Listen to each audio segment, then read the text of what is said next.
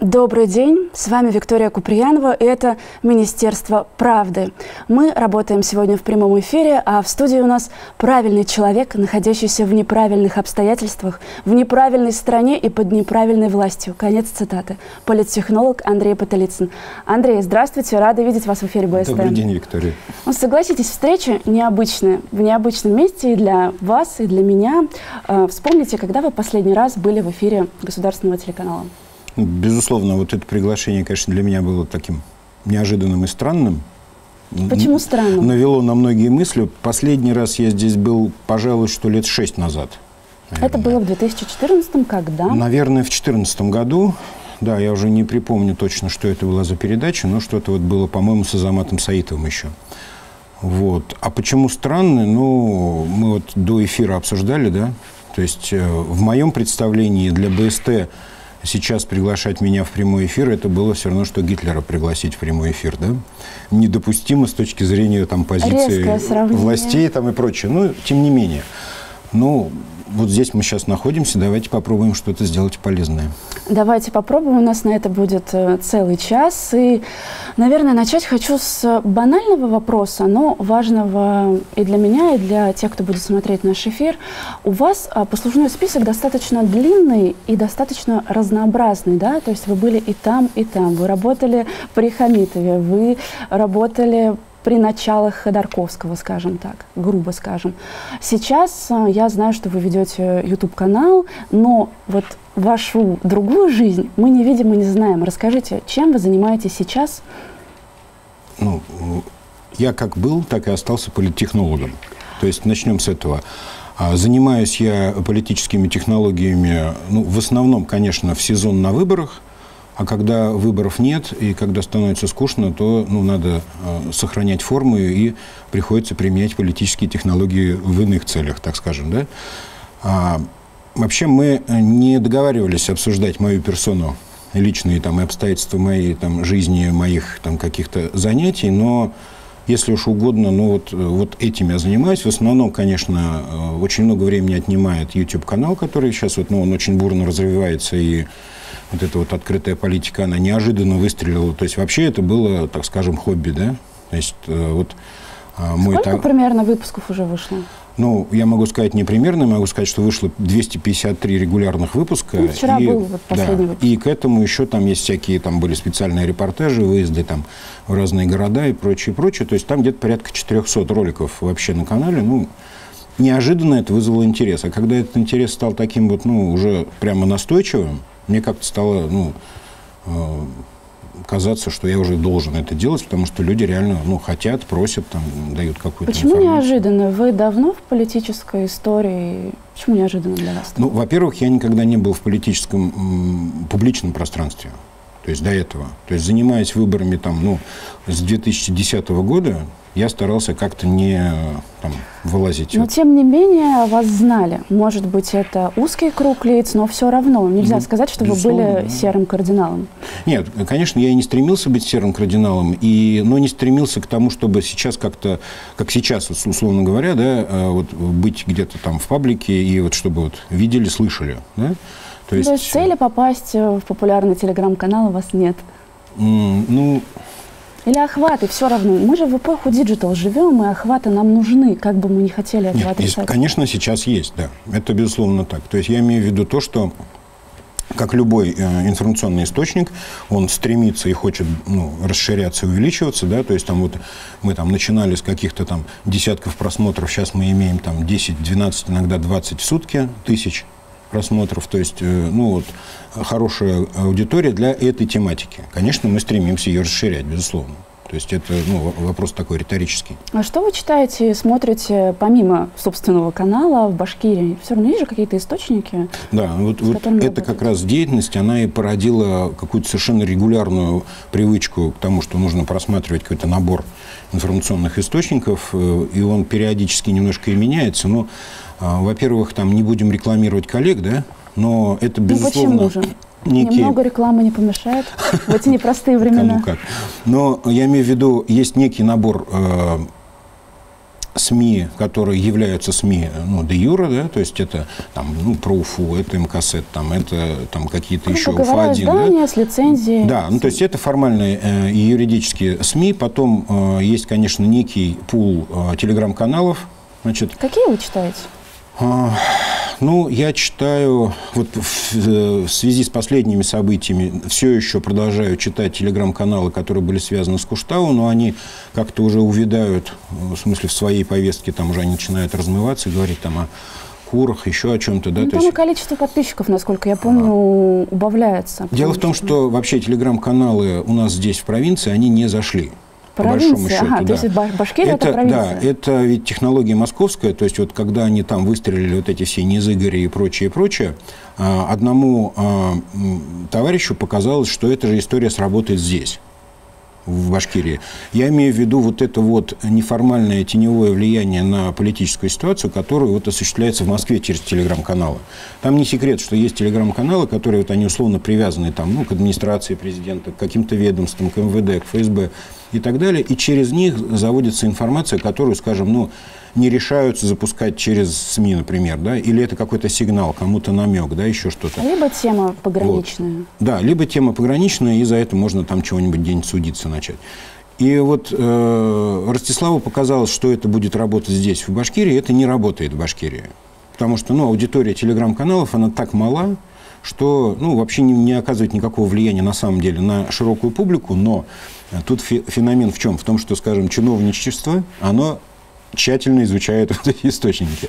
Потому получился такой некий большой мессенджер, значит, в виде вот этих телеграм-канальчиков. Там я имею в виду политическую сферу, конечно. Конечно, да, я вас понимаю. Вот. И она работает именно как некий такой вот мессенджер, где люди передают друг другу, получают и там пытаются усваивать эту вот сложную информацию. Вы в этом мессенджере участвуете? Я не веду ни одного телеграм-канала. Это можно считать официальным признанием? Вот официальным признанием, да, вопреки всем обвинениям, там, что я там веду там футляр для Курая, там какой-нибудь баш на баш, да, там прочее. Нет.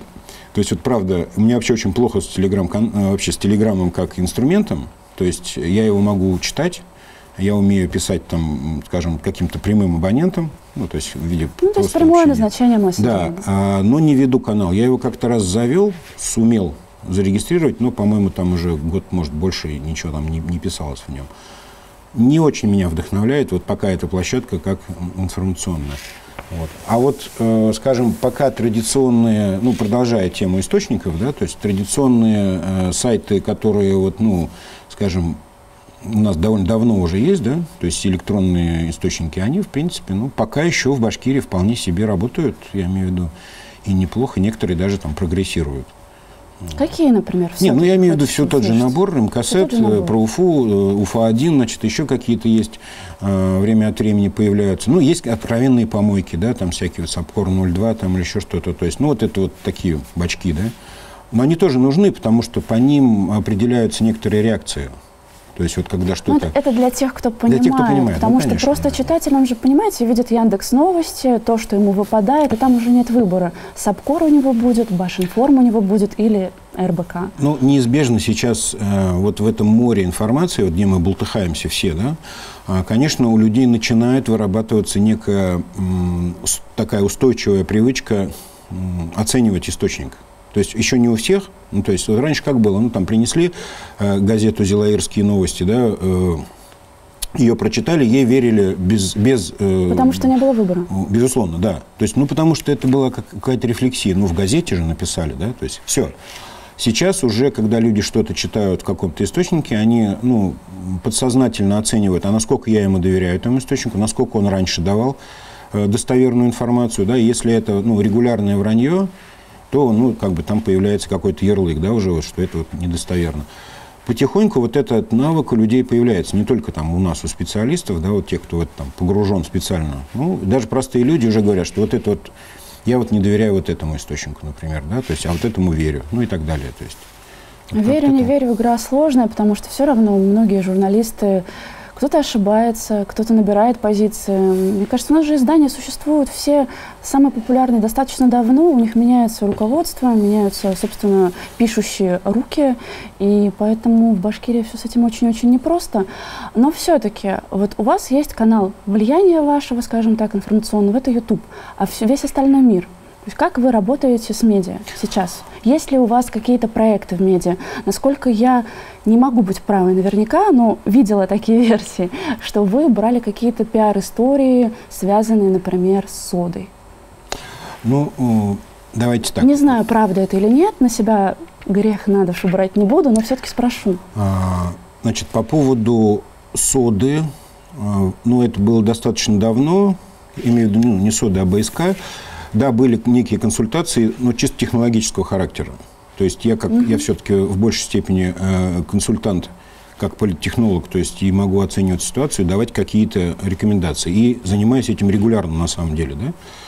То есть не спрашивайте только, пожалуйста, нет, кто, это что, все да, и ваша так далее. конфиденциальная информация. Безусловно, вот такие контакты были еще при прошлом руководстве, значит, и я некие консультации давал, и как бы мы что-то там пытались оптимизировать, потому что на самом деле вокруг соды постоянно была конфликтная ситуация. То есть и моя позиция была такая, что эту конфликтную ситуацию нужно нивелировать, нужно ее убирать. Ну, и искать пути решения, да, эту конфликтную ситуацию снять. Но мы знаем, чем это все закончилось вот в конечном итоге. То есть я не могу сказать, что я там как-то повлиял на позицию соды или на там, ее поведение. Ну, выслушали, ну, хорошо. Вот как бы так. Это отвечая на прямой вопрос. А по поводу, кроме YouTube-канала, ну, во-первых, у меня есть некая технология распространения информации, ну, она, может быть, там и не уникальна, но, по крайней мере, я ей пользуюсь. Посев новостей, что-то вроде того? Ну, что-то вроде, да. То есть, вот то, что канал так быстро развивается, это во многом благодаря тому, что мы, ну, вот я и моя группа, которая ведет этот канал, она постоянно, значит, развивает присутствие канала в разных местах. Я имею в виду в сети. У вас есть это целая проектная группа по работе над каналом? Ну, да. Ну, это здорово. Ну, потому что, нет, такие проекты никогда не делаются в одиночку, на самом деле, это во-первых.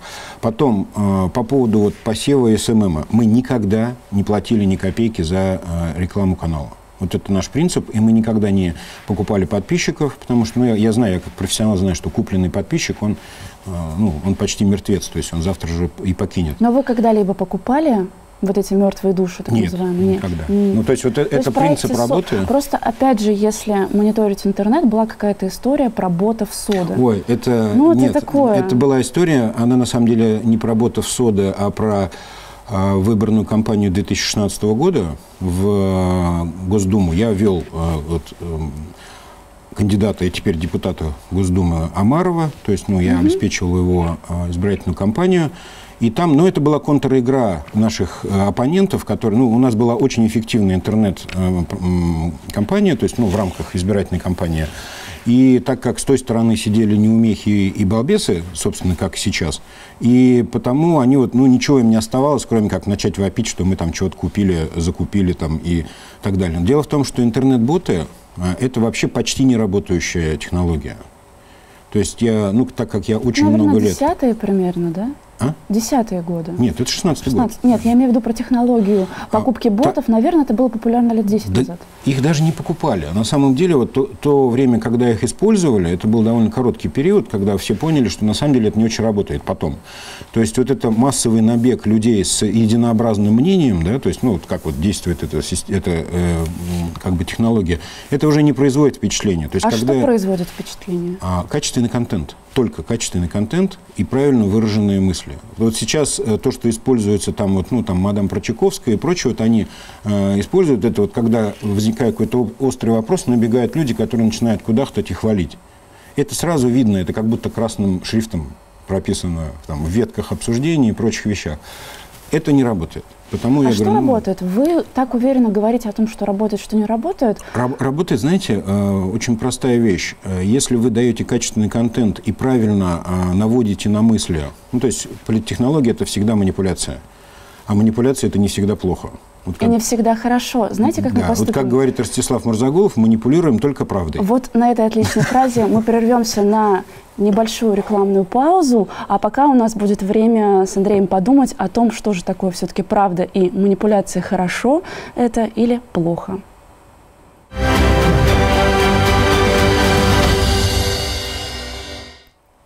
Это Министерство правды. В студии Виктория Куприянова, а наш гость – политтехнолог Андрей Потылицын. Вернулись, собственно, к тому, с чего мы начинали. Мы говорили о манипуляциях, а сейчас хочется отойти от этой диджитальной истории в нашу с вами современную повестку, в то, что происходит в регионе, и то, что действительно регион беспокоит. И последняя такая история, которую мы не можем обойти, это конфликт в Кармаскалинском районе. Наверняка вы следили, и, судя по вашему каналу, у вас тоже есть материалы. Что вы думаете, откуда эта такая совершенно неожиданная межнациональная история появилась? Ну, вот вы, следуя матрице, уже обозначили свою позицию, межнациональная. Нет. Межнациональная я не уверена, что это межнациональная. Она называется так. Она называется так даже в материале «Новой газеты». Ну, конечно. Откуда появился? Ну, вообще, вот я действительно попытался проанализировать всю эту историю, ну, вот, скажем, не через 15 секунд после того, как это случилось, как это делал, например, наш безответственный Башинформ, а вот по прошествии какого-то времени, ну, вот у меня осталось такое количество вопросов, что вот я даже не могу сложить цельную картину и могу ориентироваться только по некоторым признакам. То есть вот давайте пройдем по хронологии, по проблемам восприятия вот этой ситуации, да, то есть по одной из версий произошел бытовой конфликт. Ну, Два то есть, молодых человека. Да, кто-то кому-то что-то должен. 60 тысяч рублей. Да, 60 тысяч вот рублей. Это фабула, понятно. Дальше, как будто бы кто-то ударил его мать, а возможно и нет, хотя никаких заявлений не было и прочее, прочее. Первый странный момент, да, то есть, но после этого из разных уголков республики, с довольно дальних расстояний, вплоть до Зауралья, очень быстро в Крымскалы приезжает от 70 до 100 человек, ну, там разные данные, опять же, разнятся, решать этот конфликт. Значит, вот тут много странностей. Ну, во-первых, на каждый или бытовой конфликт, причем, это ведь даже нельзя назвать каким-то уж очень острым событием, то есть, если даже кого-то ударили, то это, к сожалению, не так уж и редко происходит, да? Но каждый раз по 100 человек не бывает, на черных машинах не приезжают из Сибая и Баймака. Так. Дальше, значит, разворачивается картина. Люди начинают съезжаться, не очень понятно зачем, и даже непонятно, с кем они собираются встречаться. Они не встречаются со своими оппонентами, и в этот момент их, условно говоря, накрывает полиция, спецназ, и дальше происходит чрезвычайно такое жесткое задержание с выбиванием окон, значит, и массовым, на самом деле, задержанием от 36 до 37 человек, там, опять же, цифры разнятся. Вот что это было, для меня непонятно. Потому что, даже если у вас во дворе будут драться вот ночью нетрезвые соседи, вы не вызовете ОМОН к себе во двор. Вот вы не уговорите ОМОН приехать. Да, и это очень не скоро он приедет. Вот ОМОН – это уровень заместителя министра внутренних дел. То есть распоряжение, значит, выдвижением ОМОНа и его действиями. Вот. Кто давал команду, зачем, почему, самое главное. То есть, если это бытовой конфликт, то, наверное, он должен был решаться на уровне Кармаскалинской полиции, даже если об этом было заявление. Официальных заявлений о конфликте не поступало. Дальше. Теперь дальше следующее противоречие. Что мы видим буквально через несколько минут после того, как все это случилось, или там, может быть, час максимум, в официальных источниках, да, Башинформ.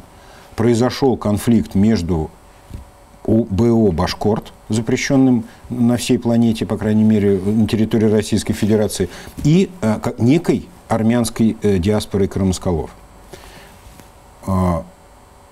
Более того, Башинформ через такой короткий промежуток времени уже знает о том, что вот эти вот, значит, злодеи, по их представлению, башкорты, приехали не просто драться, шуметь и хулиганить, а отжимать бизнес у этой армянской диаспоры. Здесь такой вопрос неоднозначный. Насколько я читала в разных источниках, не нашлось кафе или так тем более ресторана. А дальше вопросы. Например, руководство Кармаскалинской полиции говорит, что, во-первых, оно слыхом не слыхало о том, что это какая-то коммерческая разборка, условно говоря, да, то есть на уровне каких-то там экономических интересов, кроме вот этих вот 60 тысяч, были они или не были. Никакого армянского кафе там нету. Более того, глава района в тот же день заявил, что у них вообще нет армянской диаспоры. У них вообще нет кафе. Да, у них нет кафе. Ну, я понимаю, он был так напуган, что он должен был даже, наверное, откреститься от района целиком. То есть вот эти противоречия, они на самом деле даже важнее того, что случилось. Вот я потом пришел к выводу о том, что тот лютый бардак, который случился в информационном поле, вот после этого, он важнее и на самом деле ну, более такой печальный, чем вот все, что там произошло в Кармаскалах. Судя по поведению полиции, у них были основания для жесткого задержания, потому что это достаточно регламентированный процесс. А основанием, кстати говоря, могут быть такие формальные вещи. Условно говоря, если хоть кто-нибудь достал что-нибудь похожее на пистолет, то у них уже было основание для вот такого силового задержания. Судя по реакции пресс-службы МВД, они абсолютно спокойны и уверены в своей правоте, процедурно, по крайней мере. Но для меня все равно вопрос, зачем было бить машины, зачем было ломать руки и ноги, то есть ну, вот это было ну, избыточно жестко. Потому что, несмотря на то, что Башинформ сообщила об обнаружении какого-то неимоверного арсенала оружия, тоже вот буквально через час, они уже там договорились не знаю до чего, но на самом деле оружия найдено не было. И самым признаком этого, главным признаком этого является санкции. То есть у нас за огнестрельное и холодное оружие, за любое незаконное владение, применение, ношение не дают административного наказания от 3 до 15 суток ареста. То есть оружия найдено не было. Иначе бы МВД об этом заявило, сказал, да, мы нашли вот там, ну, не знаю, там обрез, там, гранату, еще что-то. Это опять же фантазии Башинформа. И теперь переходим к такому моменту. Зачем вообще Башинформу это нужно было? Вот создавать вот эту иллюзию, аллюзию, вот эту дикую историю межнационального конфликта. То есть что башкиры приехали бить армян. Зачем это нужно было Башинформу? Вы тоже можете, наверное, не заметить некоторую ниточку. Был арест Саитовой, правильно? И там была тоже немножко история связана там с столько ниточек, Виктория, вы знаете. Из Саитовой торчат нитки, которые даже до Баку дотягиваются на самом деле. То есть это, на мой взгляд, не очень связанные вещи. Во-первых, даже если мы говорим... между собой никак это не связывается. Нет, абсолютно. Да. Вот Саитову и вот эту историю в Кармаскалах при всем желании я не могу связать. Ни в смысловом, ни в человеческом плане, потому что, ну... Хорошо, если у вас есть предположение, что это для чего-то было сделано, для чего? Ваша версия, как вы это видите? К сожалению, ну, у меня единственная версия, ну, во-первых, помимо какого-то абсолютно деструктивного настроя в Башинформе, ну, который мы уже это вот просто... абстрактное понятие. Нет, это я да, абстрактное мое восприятие, то есть того, что там очевидно какой-то деструктив уже вот, ну, просто... Ну, в психиатрии это называется шизофренией, да, применимо ли это к информационным источникам, я не знаю. Помимо вот этого деструктива, здесь, видимо, есть какая-то цель и задача сформировать поле каких-то врагов. Ну, вот такие люди, как Ростислав, они не могут жить без врагов, им нужны враги. Даже когда у них их нет, они их выдумывают. Иначе им будет не за что будет... Ну, естественно, почему это нет? Ваш какой-то личный счет? Почему? То есть персоналей в республике много, я про Хабирова ни разу не услышала. Нет, про Хабирова, если хотите, мы поговорим, но... Дойдем. Нет, конечно, там, условно, за Ростиславом стоит Сидякин, который абсолютно разделяет те же позиции и так далее. Хотя, ну, в последнее время там Ростислав Сидякина втягивает в нехорошие истории уже неоднократно, и, я так понимаю, Александру Геннадьевичу уже некомфортно с ним находиться где-то очень близко. Вернемся к Кармаскалам, да? Зачем вот эта история нужна была вот какому-либо информационному источнику под названием Башинформ? Судя по всему, формируется некий пул врагов. Ну, то, что там БО «Башкорт», запрещенный на всей территории цивилизованного мира, он давно назначен врагом, это понятно. Но теперь БО «Башкорт», видимо, изобретается некий модус операнди. Да? То есть, так как на самом деле БО «Башкорт» не воюет с армянами, им придумали эту историю. И вот теперь, посмотрите, замечательное поле деятельности для всей вот этой вот группы товарищей. Если вам не очень комфортно слышать одну фамилию, я перечислю. Это Кельсинбаев, Барданов и Мурзагулов. Вот эта троица теперь будет героически бороться с этой проблемой. Видите, вот уже и зарплату есть за что платить. Ну, смотрите, если героически бороться, вернемся во времени немного назад, упоминая Башкорт и героическую борьбу, мы не можем не вспомнить о Куштау, естественно, потому что это одно из самых ярких событий в жизни региона для всех. Я помню себя, стоящую под дождем, помню лицо Радия Хабирова, помню, как все это происходило. Вопрос, были ли вы на Куштау? Во время этих событий нет. Вы просто были далеко, вы хотели бы приехать, или это принципиальная позиция была не приезжать? В определенный момент я находился там не в республике, а потом уже... Да, вот сами эти события, да, я был за рубежом. А потом у меня, в принципе, не было никакой необходимости, потому что очень хорошо налажены источники информационные, то есть у меня очень хорошие контакты. Просто приехали все, кто мог, приехал. Мне было неинтересно там лично присутствовать, вот честно, потому что... Нет, потому что я это и так видел, да, все это, как это происходит на расстоянии. Я консультировал там несколько съемочных групп из Москвы, которые приезжали туда, вот сначала в Уфу, а потом туда. И прочее, и потом, которые приезжали снимать Кого, уже... если не секрет? Секрет. Вот. И потом, которые уже впоследствии приезжали снимать какие-то, доснимать вот это кино про... это московские федеральные каналы. Я не видел необходимости для себя находиться там, потому что есть такой критерий, что, условно говоря, вот в студии можно было принести больше пользы, обрабатывая эту информацию, чем бегая там между этими елками. Для меня лично. Я не умаляю заслуг тех, кто... Бегал между елками? Да, между елками. Они сделали основную работу. Я имею в виду свою работу, работу по обработке и подаче информации. То есть мне эффективнее было находиться в студии.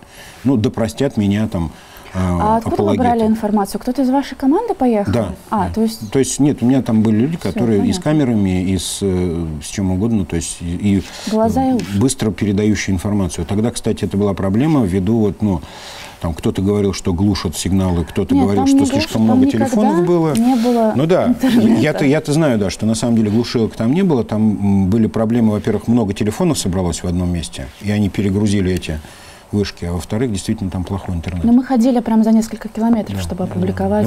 Мои коллеги тоже, им приходилось там держать, скидывать файлы и прочее. Для вас было неожиданностью то, как, еще не закончилось, но вот один из этапов по Куштау закончился вот чем-то триумфальным для народа в каком-то смысле. Вы ожидали такого исхода? Какой был прогноз? Такой интенсивности событий еще за неделю до того, как они случились, у меня не было ощущения такого. Честно скажу, для меня это было достаточно большой неожиданностью, вот эта вот степень мобилизации, а самое главное, степень решимости. Вот анализируя любую протестную активность, то есть, причем не обязательно даже политическую, даже экономическую, я имею в виду, например, там, дольщиков, там, каких-то вот этих вот несчастных учителей, обманутых вкладчиков и прочее, вот любую протестную активность анализируя, я прихожу к выводу и приходил до сих пор к тому, что у людей есть достаточно низкая планка готовности на что-то. Да? А с чем это связано? Причин для этого много. Для этого это нужно еще отдельную передачу снимать, потому что это многовековая. Во-первых, Россия – страна, в которой никогда не было свободы, в смысле от слова совсем. И у людей нет навыка пользоваться этой свободой. Они не знают, на что они готовы, могут, должны пойти, защищая свои права, например. Да? То есть, когда во Франции там ущемляют какие-то незначительные права студентов или преподавателей, люди выходят на улицу и начинают шуметь, да, причем иногда до безобразия. Но у нас тоже люди вышли в большом количестве. Я имею в виду, да, вот. Но это же как сказать, прецедент. Феноменально в каком-то смысле. Это феноменально в том смысле, что за неделю до этого я еще не мог предсказать и представить себе интенсивность вот этого конфликта, который случился через неделю после этого. Но финальной точкой стал приезд Хабирова на гору. Как вы оценили бы этот момент? Я уже многократно это комментировал. Всем тем, кто интерпретирует этот приезд как какой-то триумф или принятие решения, конечно, можно только посочувствовать, потому что это было настолько вынужденное событие. То есть дело в том, что не один я дистанционно наблюдал за ситуацией на горе. Конечно же, вообще об огромном количестве людей, которые следили за ситуацией? Да, судили, да. Я имею в виду специалистов. И, конечно же, огромное внимание к этой ситуации было приковано из Москвы. Ради Хабиров поехал туда по команде. Ему просто позвонили и сказали, что ты должен собраться и срочно туда ехать. То есть и решать эту проблему, потому что случится страшное. То есть люди там прогнозировали ситуацию несколько лучше, чем те, кому поручил Хабиров решать эту проблему. Вот в чем беда вся. И он, конечно, был вынужден туда приехать. Он нашел слова для того, чтобы каким-то образом нивелировать этот конфликт. Тут, конечно, ему нужно отдать должное. То есть он, пока ехал, видимо, прикидывал, что можно сказать и что можно пообещать, чтобы это прекратилось сейчас. Задача стояла простая, она была тактической, а не стратегической. Нужно было развести вот эти вот конфликтующие стороны, при всем при том, что, условно говоря, одна из них была глубоко организованной. Ну, то есть это был ЧОП, это был некий там пул сотрудников БСК и еще набранные господином Абдрахмановым боевики в окрестностях этой горы. Вот эти две силы нужно было развести, потому что ситуация стала на самом деле критической. И вот тут надо, ну, как сказать, благодарить или, по крайней мере, принимать во внимание то, что Хабиров, да, не допустил кровопролития. Но в какой момент он это сделал и кто довел до этой ситуации, вот в этом бы надо разбираться. То есть кто довел вот эту вот ситуацию на горе до ситуации прямого столкновения, ну, уже граничащего там с беспорядками. У вас ответа на этот вопрос нет? Есть, конечно, есть? Да. Пофамильно называть или как? У нас сегодня просто день фамилий. Да, это Сидякин, Мурзагулов и Барданов. Трое, которые там все присутствовали на горе.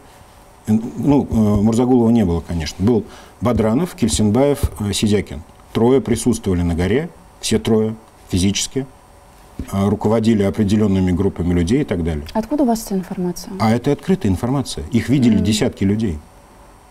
Вот вам приехать надо было. Да зачем же? Как раз таки нет. Как же все на самом деле обстояло. Тем не менее, сейчас БСК говорит о том, что они готовы увеличить социальную нагрузку, платить еще больше денег Стерлитамаку каким-то проектам, связанным с добром, да, так называемым. Неожиданно ли это? То есть выяснилось, что, оказывается, и Шахтау хватит на много лет. И оказывается, все у них не так уж и плохо. Вы же немного общались с ними некоторое время назад. Вот как вы объясните эту историю? Хорошо, Куштау все, отвоевали. И тут выясняется, что не так уж и надо было. Давайте так. Поведение соды абсолютно рационально, ну, с точки зрения бизнеса. Я вот оговорюсь. Ну, про бизнес и говорю. Да. И абсолютно понятно. То есть сода попыталась получить максимально удобный для себя источник, значит, сырья под названием Таратау. Начнем с этого. Не получив Таратау, они перешли к следующему источнику сырья, менее комфортному, но тоже вполне себе подходящему, Куштау. Они не получили и его уже вот с такими проблемами, и они вернулись на исходные. Значит, перспектива вот этого карьера уже, а не горы, из которой достается сырье сейчас, она достаточно спорная, на самом деле. Вот эта скоропалительная оценка, что там 5-7 лет, это не до конца достоверно. Дело в том, что... Уже и 10 есть в некоторых И 10, кто-то горячей головы говорит, что навечно хватит. Дело в том, что гора, она же вот такая. То есть, если копать глубже, ее становится все больше. Она уже не такая. Нет, я имею в виду, она под землей такая. Да, конечно. Вот, и там, если копать. Но вопрос в том, что, во-первых, вода. Первая проблема. Что делать с водой, которая там неизбежно скапливается в этом пространстве? Ну, возвращаемся к тому, о чем говорим последние лет 10. Второе, да. Дело в том, что эта вода дико ядовитая даже по сравнению с этой дистиллированной жидкостью. Тоже вопрос. То есть перед содой сейчас стоит колоссальная технологическая проблема, которая, впрочем, решаема на самом деле. Вопрос денег. Каким образом организовать добычу с высоты... Все ли в жизни вопрос денег? В технологическом аспекте, конечно. Ну, то есть для вас тоже... Нет, для меня закрутить гайку – это вопрос денег. А девушку поцеловать нет. То есть все-таки есть... Нет, вы разделяете разные вещи, да. То есть, конечно, нет, вопрос, конечно, сода и добыча там вот этого известняка из-под земли – это вопрос технологии. Здесь никакой любви или патриотизма, еще чего-то быть не должно. Другой вопрос, что они должны работать по закону и формировать, ну, и свой облик и так далее. Отвечая на ваш вопрос вот, по поводу их поведения нынешнего, которое там резко изменилось, и они вдруг стали летними Дед Морозами, да? Скоро зима. Да, скоро зима, и они станут зимними Дед Морозами. Во-первых, сода всегда платила большие деньги республике. Это не всегда было заметно, но существует некий такой документ за подписью господина Дворковича, где еще при Хамитове было определено, что сода будет платить там, 5 миллиардов дивидендов, и 4 миллиарда будет давать просто так республике. Ну, в смысле, на социальные проекты. Довольно существенные деньги. Конечно, сейчас эта бумага уже не работает, потому что изменились обстоятельства. И суммы изменились. А суммы теперь будут определяться исключительно бухгалтерией. Раньше, вот, понимаете, это было понятийное решение. Да? Вот они платят столько там дивидендов и столько просто так. Ну, там, в кавычках просто так. Теперь все меняется. Почему сода стала себя так вести? Ну, во-первых, она взялась за ум. Вспомните там поведение Марины Бортовой. Сложно не взяться за ум. Конечно, сложно.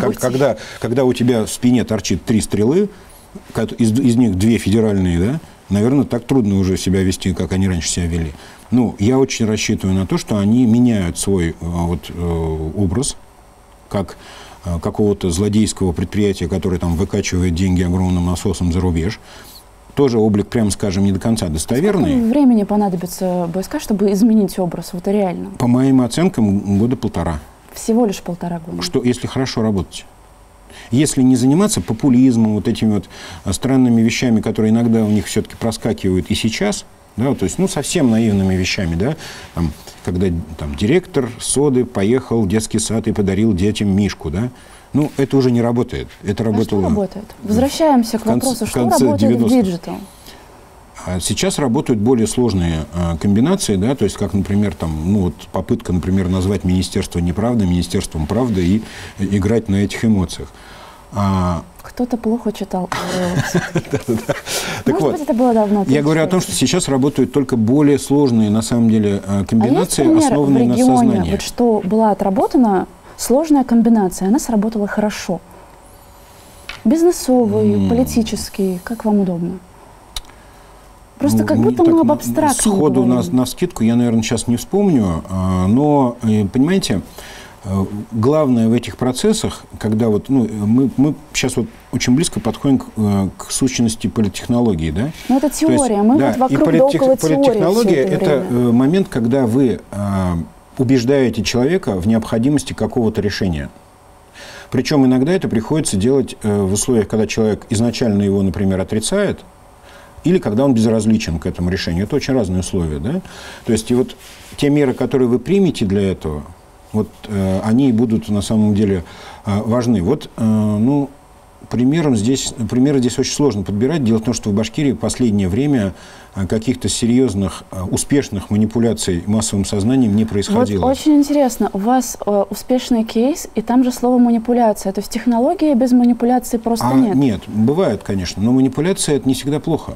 Это, вот смотрите, мы же, обучая детей каким-то уже каноническим навыкам, мы же не обязательно их обманываем. Вы знаете, у нас будет небольшая такая традиция нашего эфира, внутренняя. Мы, говоря о манипуляциях, всегда будем уходить на рекламную паузу, берем время подумать, вернемся и продолжим рассуждение.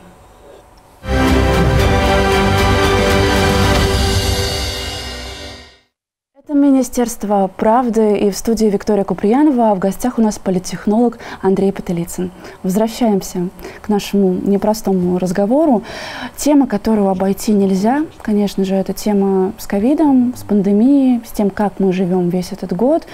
И хочется начать, наверное, от общего к частному пойдем. Как вы оцениваете ту информационную политику, линию здравоохранения в регионе? Что вы заметили за этот год, начиная с марта месяца, наверное?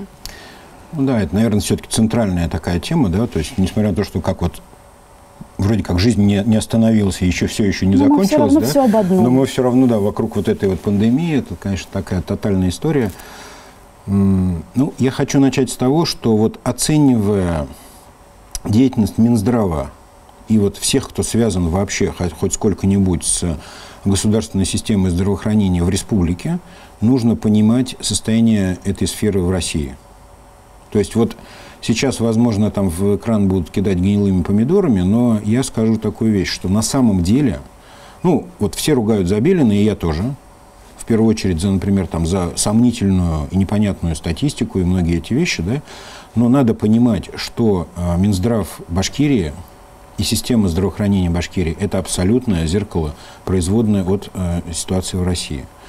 Оптимизация Министерства здравоохранения и здравоохранения в целом, которая прошла вот у нас там, ну, там несколько лет назад, впрочем, была, конечно, наложена на некоторые довольно-таки пагубные влияния команды Хамитова в последние годы.